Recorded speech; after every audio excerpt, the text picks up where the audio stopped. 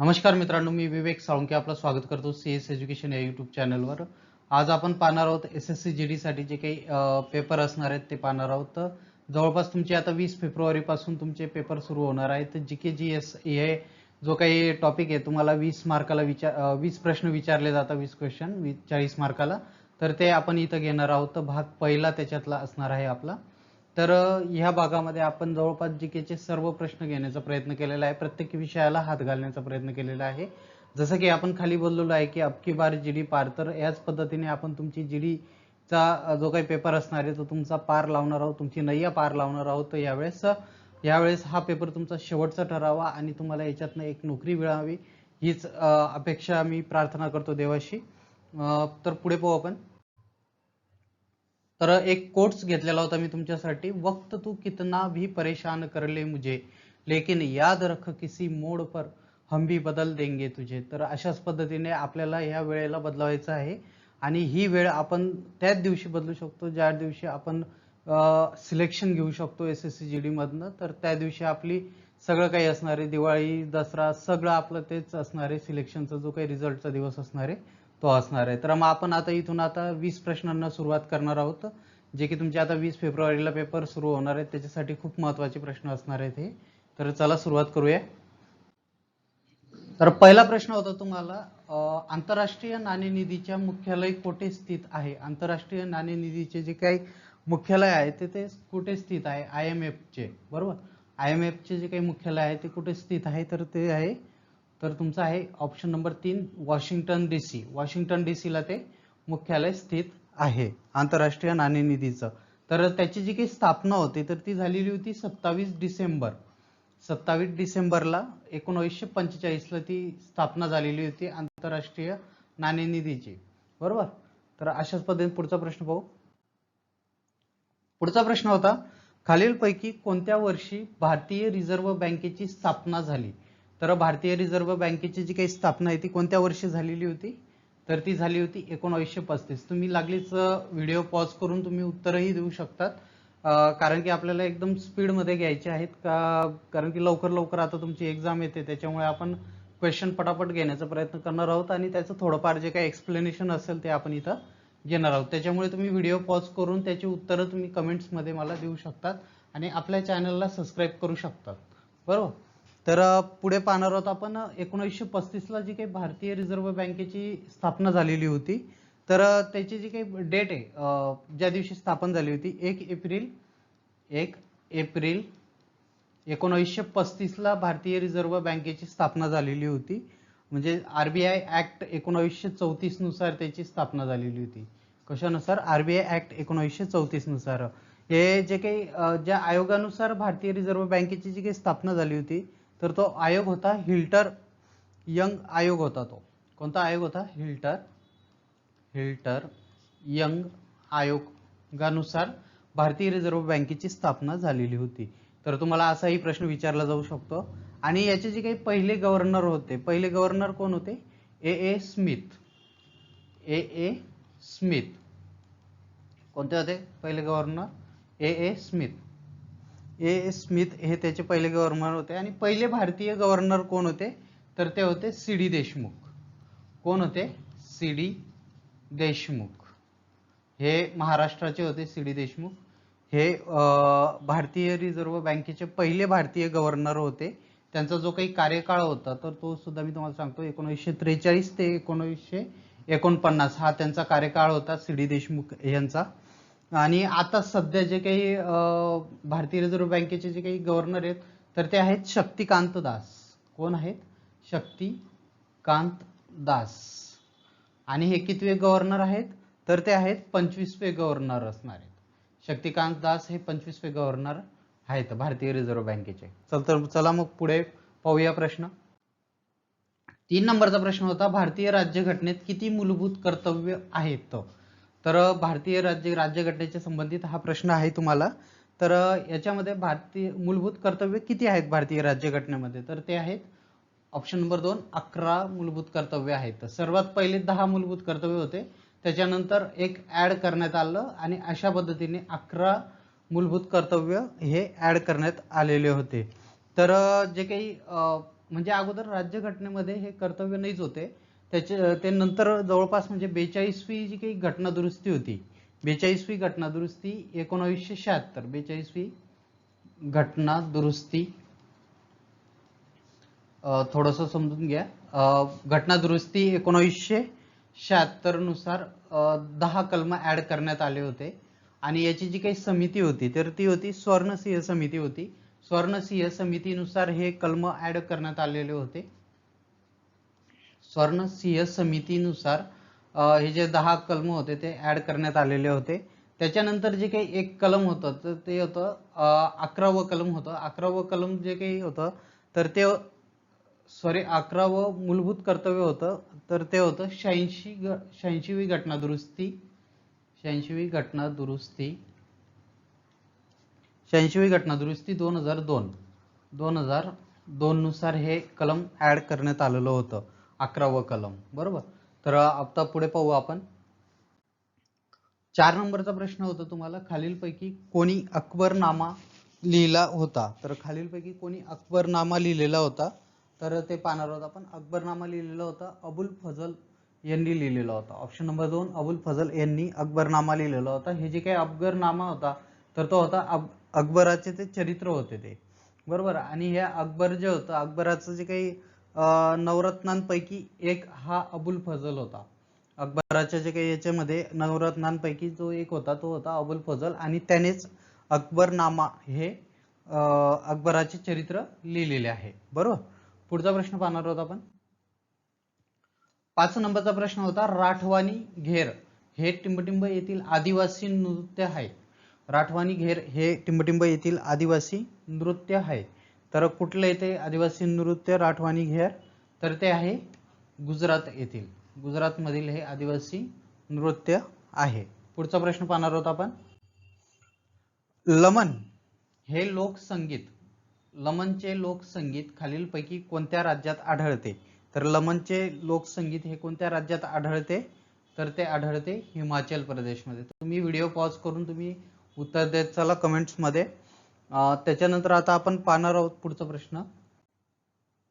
आणि सर्वांनी जर कोणी सबस्क्राईब केलं नसणार आपल्या चॅनलला तर सबस्क्राईब करून घ्यायचं, कारण की इथून पुढे तुम्हाला परीक्षा होतोर हे सर्व लेक्चर तुम्हाला 20-20 प्रश्न तुम्हाला दररोज पाहायला मिळणार आहेत. त्याच्यातून तुमची चांगल्या पद्धतीने रिव्हिजन होणार आहे. तर ते तुम्ही पाहायचं आहे. चॅनल सबस्क्राईब आणि लाईक करून द्यायचं आहे व्हिडिओला. 7 नंबरचा प्रश्न होता भारतीय राष्ट्रीय काँग्रेसचे पहिले अधिवेशन घेण्यात आले, टिंबटिंब ठिकाणी घेण्यात आले. तर पहिलं राष्ट्रीय काँग्रेसचे जे काही पहिलं अधिवेशन होतं तर ते कुठं घेण्यात आलेलं होतं? तर ते होतं मुंबई या ठिकाणी घेण्यात आलेलं होतं. आता मुंबईमध्ये पण कुठं घेण्यात आलं? तर गोकुळदास तेजपाल संस्कृत पाठशाळेमध्ये ते घेण्यात आलेलं होतं. गोकुळदास तेजपाल संस्कृत पाठशाळेमध्ये ते घेण्यात आलेलं होतं. पहिलं अधिवेशन भरलं होतं ते 28 डिसेंबर 1885 ला पहिलं अधिवेशन भरलेलं होतं. हे जे अधिवेशन होतं हे पुण्याला होणार होतं, पण पुण्याला न होता ते त्यावेळेस पुण्यामध्ये प्लेगची साथ चालू होती, त्याच्यामुळे हे अधिवेशन मुंबईमध्ये ठेवण्यात आलं होतं. ते होतं 28 डिसेंबर 1885 ला आणि त्याचे जे काही स्थळ होतं ते होतं गोकुळदास तेजपाल संस्कृत पाठशाळा या ठिकाणी. आणि त्याचे जे काही अध्यक्ष होते राष्ट्रीय काँग्रेसचे पहिले अधिवेशनाचे जे काही अध्यक्ष होते ते होते उमेशचंद्र बॅनर्जी. उमेशचंद्र बॅनर्जी. आणि या अधिवेशनाला जवळपास 72 प्रतिनिधी उपस्थित होते. संपूर्ण भारतातनं 72 प्रतिनिधी इथे उपस्थित होते. बरोबर. पुढचा प्रश्न पाहणार आहोत आपण आता. 8 नंबरचा प्रश्न होता विज्ञानाशी संबंधित आहे. बेरी बेरी मुख्यतः टिंबटिंबच्या कमतरतेमुळे होते. तर बेरी बेरी टिंबटिंबच्या कमतरतेमुळे होते. तर कशाच्या कमतरतेमुळे होते तर ते तुम्हाला कमेंट्स मध्ये सांगायचं आहे. तर याचं उत्तर आहे जीवनसत्व B1. जीवनसत्व B1 ने हे बेरीबेरी हा जीवनसत्व B1 च्या कमतरतेमुळे बेरीबेरी हा रोग होत असतो. बेरीबेरी हा जो असतो मुख्य रोग तो चेतातंतूवर आजार असतो, चेतातंतूचा आजार असतो. त्याचं जे शास्त्रीय नाव असतं तर ते असतं थायमिन. थायमिन हे त्याचं शास्त्रीय नाव आहे जीवनसत्व B1 चं. बरोबर. पुढचा प्रश्न पाहणार आहोत आपण. पुढचा 9 नंबरचा प्रश्न असणार आहे भारतीय राज्यघटनेच्या 7व्या अनुसूची अंतर्गत राज्य सूचीमध्ये नोव्हेंबर 2021 पर्यंत किती विषयांचा समावेश केला आहे? तर किती विषयांचा समावेश केलेला आहे? नोव्हेंबर 2021 पर्यंत 7वी जी अनुसूची आहे तर त्याच्यामध्ये राज्य सूचीमध्ये किती विषयांचा समावेश केलेला आहे? तर तिथं आहे ऑप्शन नंबर 2 61 विषयांचा राज्य सूचीमध्ये समावेश केलेला आहे. तर अनुसूचीमध्ये जे काही हे आहेत विषय तर किती सूच्या आहेत त्या? 3 सूची आहेत. संघ सूची तर तिच्यामध्ये किती विषय आहेत? तर 100 विषय आहेत. संघ सूचीमध्ये किती विषय आहेत? 100 विषय आहेत. त्याच्यानंतर राज्य सूचीमध्ये 61 विषय, जसे की आता आपण हा प्रश्न पाहिला याच्यात म्हटलं की 61 विषय. आणि समवर्ती सूची 3 नंबर आहे समवर्ती सूचीमध्ये किती विषय आहेत? तर समवर्ती सूचीमध्ये 52 विषय आहेत. समवर्ती सूचीमध्ये किती विषय आहेत? 52 विषय आहेत. बरोबर. तर पुढचा प्रश्न पाहू आपण. पुढचा प्रश्न होता 10 नंबरचा. खालीलपैकी कोणता ट्रिप्लोब्लास्टिक नाही? नाही तर कोणता नाही आहे? तर तो आहे ऑप्शन नंबर 4 पोरीफेरा हा नाही आहे. 11 नंबरचा प्रश्न होता तुम्हाला. 11वे मूलभूत कर्तव्य खालीलपैकी कोणत्या घटना दुरुस्तीच्या आधारे जोडण्यात आले होते? तर पहा आता नुकताच आपण हा प्रश्न पाहिलेला आहे. याचं जे काही आपण अगोदर मूलभूत कर्तव्य हा जो प्रश्न पाहत होतो त्यावेळेस याचं एक्सप्लेनेशन पाहिलं, त्यांना आठवण असेल ते लगेच याचं उत्तर देतील. तर याचं जे काही उत्तर आहे 11वे जे मूलभूत कर्तव्य होतं तर ते आपण घेतलं होतं. घटना दुरुस्ती कोणती होती ती? तर ती होती 86वी घटना दुरुस्ती 2002. 86वी घटना दुरुस्ती 2002 नुसार आपण 11वं मूलभूत कर्तव्य ऍड केलेलं होतं. बरोबर. आणि 10 मूलभूत कर्तव्य ऑलरेडी त्याच्यामध्ये होते आणि ते होते स्वर्णसिंह समितीनुसार टाकण्यात आलेले होते. बरोबर. पुढचा प्रश्न पाहूया. अगोदर एक्सप्लेनेशन दिलंय ते एक्सप्लेनेशन तुम्ही पाहून घ्यायचं आहे आणि सबस्क्राईब करून घ्यायचं आहे आपल्या चॅनलला.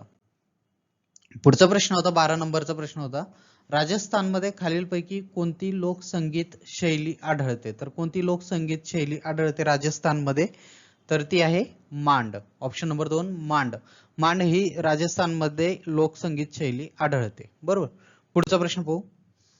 पुढचा प्रश्न होता तुम्हाला. राज्यसभेत नामनिर्देशित सदस्यांची जास्तीत जास्त संख्या किती आहे? नामनिर्देशित प्रश्न नीट वाचत चला. नामनिर्देशित म्हटलेलं आहे. राज्यसभेत नामनिर्देशित सदस्यांची जास्तीत जास्त संख्या किती आहे?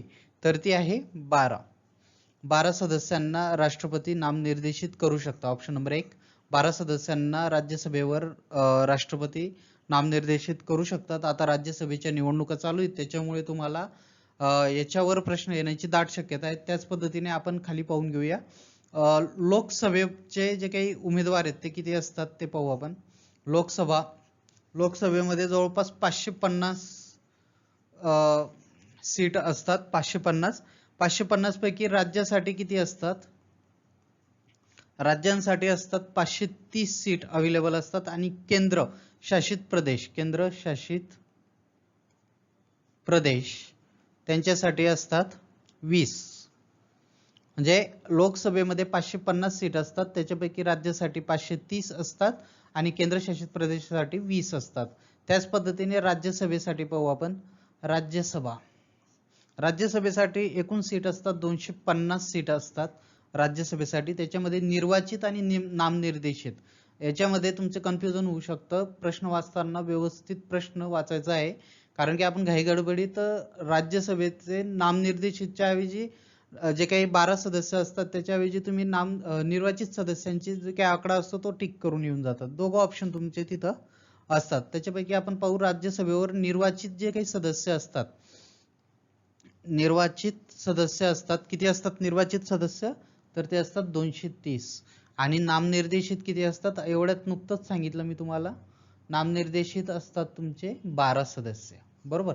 इकडं निर्वाचित असतात 230 आणि इकडे असतात 12 सदस्य. आणि टोटल तुमची जी काही असते ती असते 250. राज्यसभेवर किती? टोटल 250 सदस्य असतात. बरोबर. पुढचा प्रश्न पाहणार आहोत आपण. पुढचा 14 नंबरचा प्रश्न होता, भारतातील खालीलपैकी कोणत्या शास्त्रीय नृत्याचा उगम आसाम मधून झाला आहे? तर आसाम मधनं कोणत्या शास्त्रीय नृत्याचा प्रकार जो काही उगम आहे तर तो झालेला आहे, तर तो आहे ऑप्शन नंबर 3 सत्रिया. थोडेसे याची प्रिंटिंग मिस्टेक असणार आहे, टायपिंग एरर असणार आहेत, ते थोडे करेक्ट करून घ्यायचे. सत्रिया हे नाव अशा पद्धतीने लिहायचं, बरोबर. सत्रिया हे उगम झालेला आहे आसाम मधून नृत्य प्रकाराचा, शास्त्रीय नृत्य प्रकाराचा. 15 नंबरचा प्रश्न होता, हॉर्नबिल महोत्सव कोणत्या राज्यात आयोजित केला जातो? तर हॉर्नबिल महोत्सव हा कोणत्या राज्यात आयोजित केला जातो? तर तो केला जात असतो नागालँडमध्ये.